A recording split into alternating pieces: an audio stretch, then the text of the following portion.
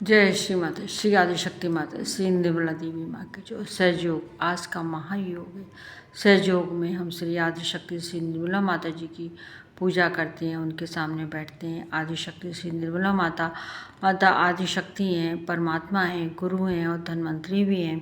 इन्होंने धन्वंतरी के रूप में आयुर्वेद में कई तरीके की हमें कई प्रकार की बीमारियों का सभी प्रकार की बीमारियों के लिए हमको माँ ने उपाय बताए हैं, उनका खान पान का तरीका बताया है।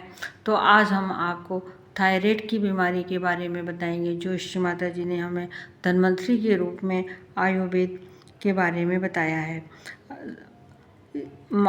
इसके साथ साथ मैं आपको एक बहुत ही सरल और एक मालिश के बारे में बताऊंगी वीडियो के अंत में। थायराइड की बीमारी ज़्यादातर लोगों को है। थायराइड की बीमारी जो है बहुत लोगों को है, जिसको देखो उसको थायराइड की बीमारी होती है। इसको आयुर्वेद के उपाय द्वारा ठीक कर सकते हैं। श्री माता जी कहती हैं कि अगर हम आयुर्वेद के अगर हम उपाय करें तो इसको हमारी ये बीमारी ठीक हो सकती है।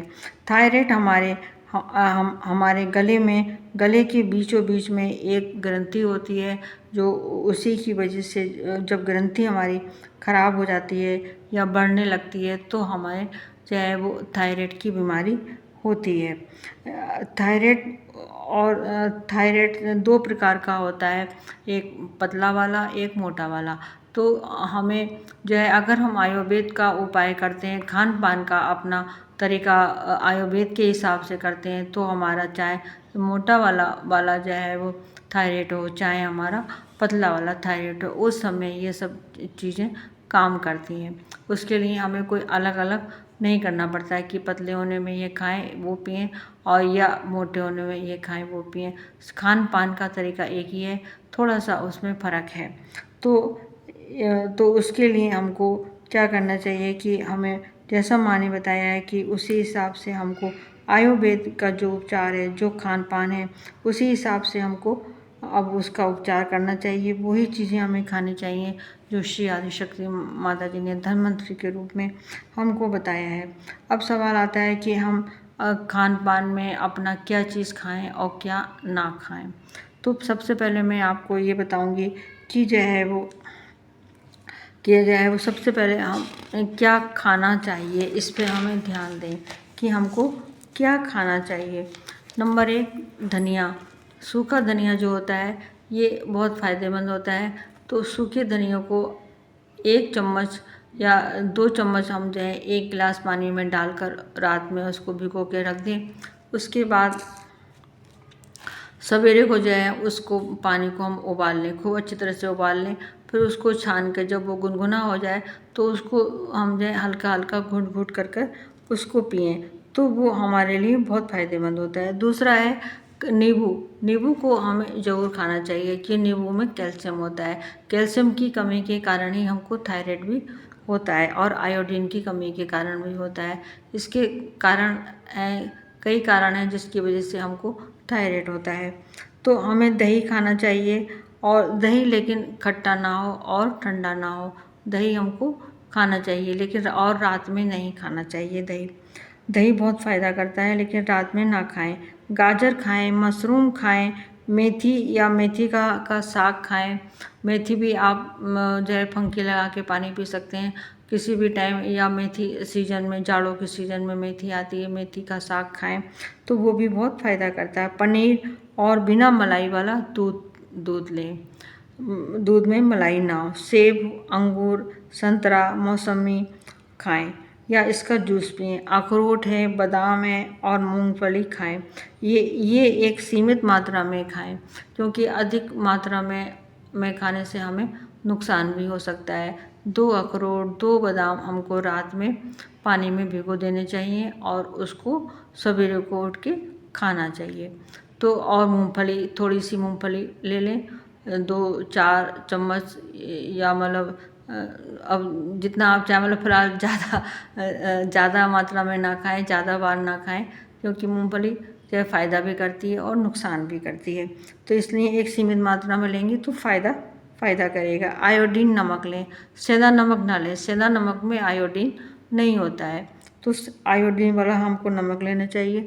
रात में सोते समय हमको जो अजवाइन, आधा चम्मच अजवाइन को गर्म पानी में उसको उबाल लें और उसको छान के आप जब वो गुनगुना हो जाए तो सोते समय उसको पिएं, धीरे धीरे करके उसको पिएं। अजवाइन का पानी बहुत फ़ायदा करता है। आंवले का जूस पिएं। आंवले का जूस तो बहुत ही फ़ायदा करता है, बहुत ही, हर बीमारी में, हर तरह से। आप लोग भी सब जानते होंगे कि आंवला कितना हम लोगों के लिए फ़ायदेमंद है। तो आंवले को हमें ज़रूर खाना चाहिए। अगर वैसे आप खा सकते हैं वैसे खा लें, नहीं तो जूस पी लें। और यह बीट ग्रीस होती है जो गेहूँ की बाली होती है, अगर आपको वो मिल जाए उसको भी आप खा सकते हैं। तो इससे जो खाने से अब सवाल आता है कि क्या ना खाएं। अब है गोभी है, बंद गोभी है, राजमा है, गांठ गोभी है, ना खाएं, क्योंकि ये सब बादी वाली चीज़ें हैं। इनको कम वैसे ना खाएं, ज़्यादा बढ़िया। अगर खाने का मौका कहीं कुछ ऐसा इमरजेंसी आ जाती है तो थोड़ा बहुत आप उसको ले सकते हैं। सफ़ेद चावल और सफ़ेद ब्रेड ना खाएं। अगर आपको चावल खाने का मन है, ब्रेड खाने का मन है, तो आप ब्राउन चावल ले लीजिए, ब्राउन आप ब्रेड ले लीजिए, उसको आप खाएं, वो नुकसान नहीं करेगी। कोल्ड ड्रिंक ना पिएं, चाय और कॉफ़ी ज़्यादा ना पिएं, 1 या 2 बार बस आप उसको ले सकते हैं, लेकिन ज़्यादा ना पिएं। चाय और कॉफ़ी बहुत नुकसान करती है। तो अगर हम खाने पीने का परहेज़ कर लेते हैं तो हमें बहुत जल्दी फ़ायदा होता है। और जो लोग दवा खा रहे हैं वह दवा भी खा सकते हैं। आयुर्वेद के उपचार के साथ साथ वह उसको अपनी दवा भी खा सकते हैं।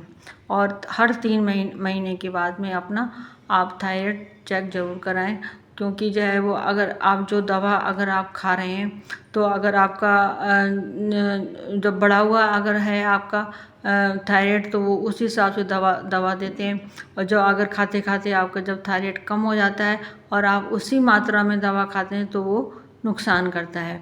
तो इसलिए आप हर तीसरे महीने अपना थायराइड चेक कराएं और उसी के हिसाब से डॉक्टर के हिसाब पूछ के आप उतनी ही mg की दवा लें जितना है डॉक्टर बताए। तो दवा भी खाते रहें और आयुर्वेदिक भी आप जो है खान पान में अपना हिसाब किताब सही रखें। और दूसरे नंबर सहयोग के हिसाब से मैं आपको बता रही हूँ कि सहयोग में हमको जो है वो श्री माता जी के सामने बैठकर हमें अपना मध्य गला जो है हमारा विशुद्धि चक्र है इसको शुद्ध करना चाहिए। मध्य विशुद्धि चक्र को शुद्ध करने का तरीका है कि अपना बायां हाथ श्री माता जी के सामने रखें और दायां हाथ अपने मध्य गले पर रखें और माँ से प्रार्थना करें कि श्री माता जी मेरी इस थायराइड वाली बीमारी को सही कर दीजिए, मेरी विशुद्धि चक्र को शुद्ध कर दीजिए।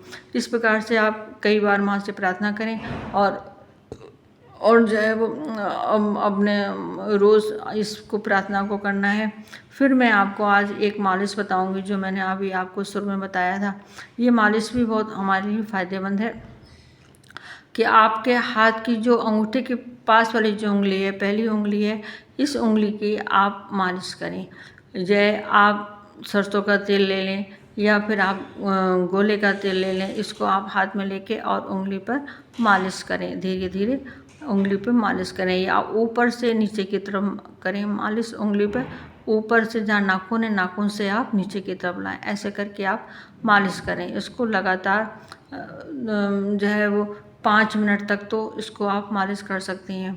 और जो है वो 5 मिनट आप मालिश करें तो इससे जो है आपको बहुत फ़ायदा होगा। दोनों दूसरे हाथ की भी आपको इसी तरह से अपने अंगूठे के पास वाली पहली उंगली की मालिश करनी है। तो दोनों हाथों के आप उंगलियों की मालिश करें,